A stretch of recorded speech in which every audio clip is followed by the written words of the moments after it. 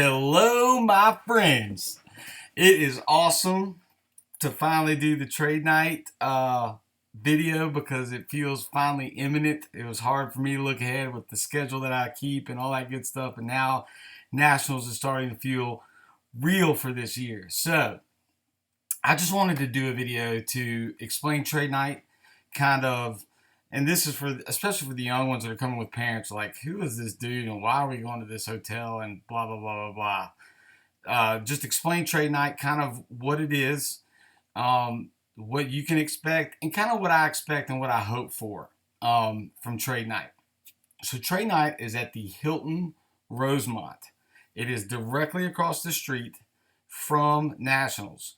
It is going to be in a conference room. Don't worry, it's not creepy and like up in my hotel room or anything like that. It's in a conference room and it is called the Armstrong Room. And it will be there Thursday night, Friday night, and Saturday night, 5 to 10 p.m. We'll all be kind of getting over there between 5 and 6. But it'll be open at 5 to 10 p.m. Thursday, Friday, and Saturday nights. There will be soft drinks, there'll be water, there'll be some snacks like popcorn, pretzels, kind of peanuts, like just little stuff, and then tables to sit down at and trade and get to know each other. Um, there is no cover charge. I'm not selling anything. Please understand that. There's no pamphlets. I'm not hawking CDs, uh, demos, nothing. Like, there's nothing. And I know that, and understandably so, people are like, so what's the deal? What? You're not, there's no ulterior motive?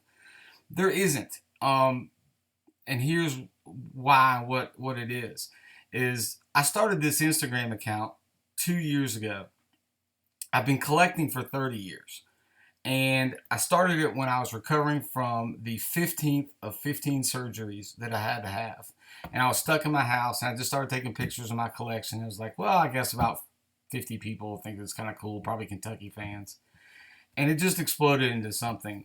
And there was a point where I could turn it into like, I'm selling stuff, blah, blah, blah, blah, blah. And I really didn't want to do that. I just wanted to recreate some of that card shop feel that isn't really around anymore, that used to exist in bricks and mortar shops, where you go, you hang out, you trade, you get to know people. Like, oh dude, I love Tony Del too, Jamal Mashburn, Darren Fox, man, Booker. Did you see that game last night? Oh, that was awesome, he dropped 70. That kind of back and forth, and then trading cards to do that. And just talk the hobby, just enjoy it for what it is. It's a hobby. It is not life. It is not the end all be all. It is a hobby, but it's an incredibly fun one. That the account has led me to meet many people in this life in the last 2 years who have become wonderful friends and close friends and people that I care deeply about and that have come to the house and visited and stayed here and spent time with my wife and I, and that I trust implicitly. Um, we did the first time we did this, we did it last year, and I wanted to just create a space because at National, you go all day, you get all these cards, and you go back to your room, and then you're trying to organize, well, hey, let's meet up with here, or I met this guy, where can we go, blah, blah, blah. Here's a safe spot that is paid for and done, where you can come and sit and just trade and hang out. And because of the people I've met on Instagram that have impacted my life so positively, I want to know and just shake hands with folks. I mean, I'm probably not going to see you the rest of the year, but I may if I'm at a big card show or something like that. Or when we go live, I got a face and a name with the Twitter handle or the Instagram handle that pops up, and just to shake hands and say, hey, thanks for making my nights in my town of 1200 pretty fun when you all get on there and talk Kentucky basketball with me. So the goal is to just have a place where everybody can come and sit and trade, have some food and drink, talk about the show, talk about where they're from, meet new friends, and I don't have to be involved in that part. Like, it's best when y'all are doing it with each other. I want to shake your hand and say, hey, but I'm just watching. I'm just there with meeting new people, and y'all do your thing too. trade with each other, hang out. Um, so that's the goal. That is the reason for it. And I'm in a place in my life where I can afford to do it. And if I help the hobby, then that in turn in itself is the motive that I have, because it just keeps it going for me, keeps it healthy. Um, and I think the hobby in some places could certainly use some help with how people interact with each other and so on. Look, I'm not some old fogey that thinks that you can like clean up Twitter and nobody should cuss on Instagram. And I mean, forget it. Like that's ridiculous. It's never going to happen. That's a lost cause. But you can talk to people about and help teach people like, hey, this is a good way to trade, or here's a good thing to think about, or here's a way I collect, or here's how I approach a show, which I've done videos about, or here's how I approach buying a box or buying a case or things like that, and talk about those things. Things to expect are what I don't. First of all, I'm going to bring cards. I cannot bring all this. People ask me to trade and buy and sell and do this every single day. And I don't on Instagram because I don't want to on Instagram. I don't have the time to do it on Instagram. And there's no protection from a scam or whatever. And I don't have to take the risk. I'm happy if you said you can't ever have a card again, I could come down here every day and sort and mess around with these and I'd be happy the rest of my life. So there's no reason to take a risk online. Um, in person, I love to trade. I love to help people out with PCs and things like that. And if you love a certain player, I'd love for you to get the better end of the trade. Um, that being said, I'm not bringing my favorite Kentucky players. I'm not trading away what I love. I am also not going to teach you the wrong things by saying, okay, here's a Jordan rookie and somebody wants to trade 400 base Tyler Eulis cards for that. That's not real life, and I wouldn't do that. But I'll bring all kinds of different cards myself, from $5 and $10 cards to $1,000 cards. And I did all kinds of those trades last year with folks. I got one of my favorite cards, which is a Trout, Griffey Jr., and Bo Jackson, or Hank Aaron, sorry, triple auto patch from Triple Threads. I love it. That's a big card. And I traded big cards for it. And then I'll give a little here and, get a little back there. But do not think I'm bringing my Kentucky guys or trading away my, LeBron exquisites, because I'm not bringing those, and that's not going to happen. But trust me, I will bring good stuff. I can't just bring it all. So I hope to have some cases and some boxes for folks to look through right there. The table, I'll have a table full of stuff, and you can look through it and do that in front of me. I've had people ask, aren't you worried about people stealing stuff and doing that? I'm kind of hoping people will respect it enough to keep that. That might be naive or Pollyanna vision. I'm not going to be careless with it. I'll keep my boxes in front of me, as you should in front of you. Don't let people take your stuff and go to the other side of the room. Don't be so careless that you set yourself up to have something stolen and to have your heart broken. You do one trade with one person and you hang out with that person and you complete the trade, and you take your box, put the lid on, go to the next person. So just be wise. You can be trusting, but you can verify the trust. And that's what I plan to do.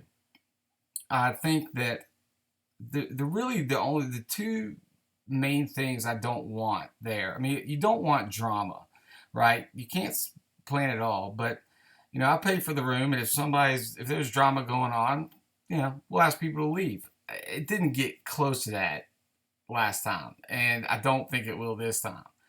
But it was just a blast last time. It was all ages were there, from young ones with their parents to college kids to high school kids to people my age and older, and we just had a ball.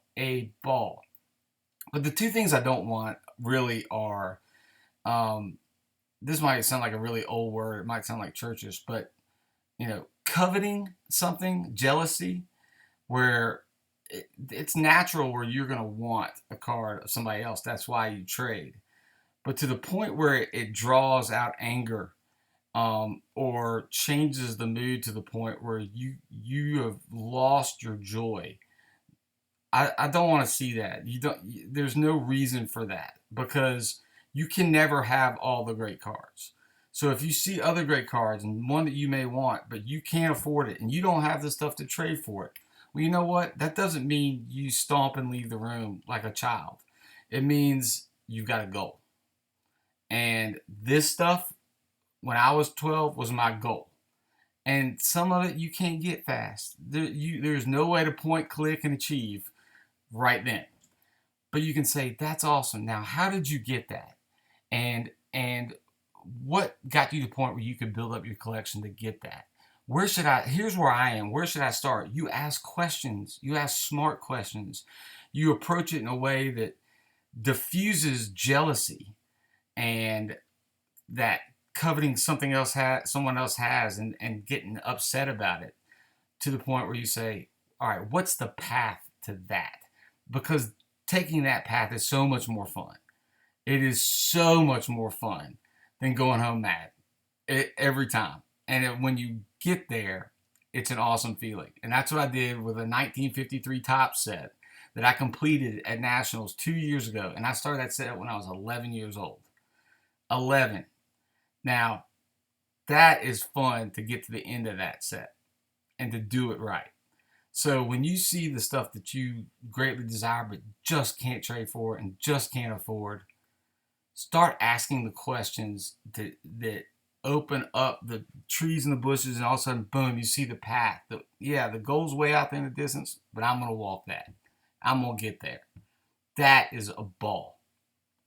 The other thing is this, is envy. And I always look at envy differently as jealousy, because that's where you may want something somebody else has, or you don't want the other person to get it. And where you're envying to the point where you hope the other person doesn't get something, even if you can't have it. You don't want them. And that, to me, happens all the time in cards, and it is the dumbest thing, and it is the biggest waste of time and energy, to me, I could possibly think of. And what you have to do in return to that, which is hard, is you have to rejoice in other people's success. If they can trade for a card that you desperately want because you just can't get there, then you need to rejoice in the other person getting that card, the same way you would want them to rejoice with you. And I think that's important, because envy and wanting someone not to get there just because you can't, that will rot you. That will rot you from the inside out. And I mean, that's biblical, right? But even if you don't believe in that I can't imagine a very successful, happy, envious person, right? So if someone's got a superfractor of AJ Green that I can't get, or John Wall or something like that, but they love John Wall and they love Kentucky, dude, that is awesome. That is awesome. Look what you got. You got a dream card. I hope it is the joy of your collection, because that's worthy of it. So, and it's okay. And you just leave happier, and you can say, you know what? I don't have a superfractor like that. I gotta have one, but they make them every year. It's going to be okay. I'm going to go for another one. And that's going to be my goal and my path to that. So that's what I really hope people leave at home, is envy and jealousy. And that's hard. It's hard at a card show where you see a bunch of stuff you want, but it's okay to want something. That's different. I'm not saying don't want other people's cards. That's the whole point of the show. But stop at the point where it takes joy away from the show, away from the mood, where it creates something inside of you that shuts down potential friendships, that shut down potential relationships over a piece of cardboard. Don't let it get to that point, and don't bring it to trade night, to be real honest with you. Because that's not what it's about. It's not what it's about. Here's an interesting story, though. So last weekend, I got this card, which is a really big card. And for the young folks who don't know, this is the Jordan XRC. This is a 8. I think only like 60 something of these are graded. This predates the 86 Fleer um, rookie card that everybody knows. That is a very big card. It definitely trumps the 86 Fleer rookie. That's a hard one to find. And if you want a fun read, go Google 84 85 star Michael Jordan XRC. You'll read about how fakes were out there and this and that and how it's hard to get and da da da da da. So this is the second time I've had one. The first time I had one, I was 9 years old, and a guy that would later steal a bunch of cards traded me out of the entire Jordan bagged set, which is probably worth, like, in perfect condition, like 50,000 to 150,000 depending. Very, very big cards. So I'm 10 years old, 9, 10 years old. And I traded that, talked into a trade, to trade that for a bunch of Eric Dickerson rookie cards, which are worth about 20 bucks. Now, this wasn't worth that back then, but he knew he was getting a better deal on it. And I just kind of, I was a young kid. I made a big mistake. And looking back later on when I found out as a teenager in college, I was like, oh, it just made me sick. It made me sick. And I kept that for a while. Every time I was mad and I was ticked because this guy was not a good dude and all these different things. And finally I said, you know what? That's getting me nowhere. It's certainly not leading me back to that card. Then I realized it's like that, not just with this big card, but with every card. So, Andrew's got, what's the path back to one of these, and what lies there? So this past weekend I had the opportunity where this car, which is in better condition than mine probably was, comes up through a friend, and I know that what I gave him will help him and his family, and it came from the right person. It came from the right show, with another friend in town that loved Jordan. And it basically, the end of the path was better than I could have imagined.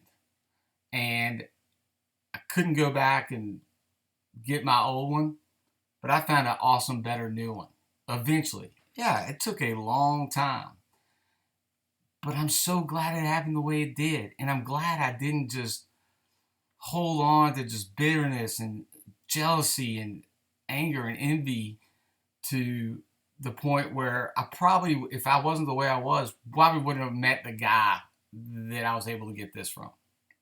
So, come to trade night with joy, ready to high five and rejoice with somebody else who gets an awesome card.